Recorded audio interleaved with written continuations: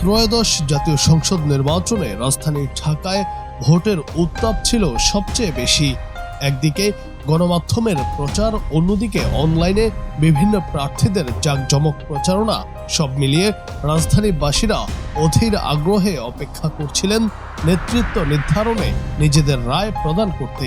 গতকাল দিনভর নির্বাচনের ভোট গ্রহণ শেষে ভোট গণনা এবং রাতে কেন্দ্রভিত্তিক ফল প্রকাশ শুরু করে নির্বাচন কমিশন।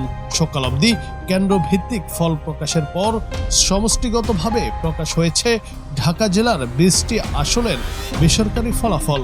সেখানে 13টি আসনেই জয় পেয়েছে বিএনপি, জামাত ইসলামীর 6টি এবং এনসিপির 1টি মিলিয়ে মোট 60টি আসন পেয়েছে 11 দলীয় জোট।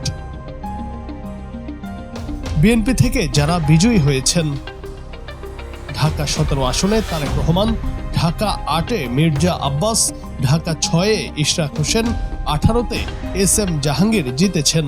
ঘোষিত ফলাফলে ঢাকা 7 আসনে হামিদুর রহমান হামিদ, ঢাকা 13 আসনে বাবে হাজ্জাজ, এছাড়া গায়েশ্বরচন্দ্র রায়, ঢাকা 3 আসনে খন্দকার আবু আশফাক, ঢাকা 1 আসনে আমানুল্লাহ আমান, ঢাকা 2 আসনে মোহাম্মদ তমিজউদ্দিন, ঢাকা 20 আসনে হাবিবুর রশিদ, ঢাকা 9 আসনে এবং ঢাকা 10 আসনে শেখ রবিউল আলম বেসরকারিভাবে বিজয়ী হয়েছেন।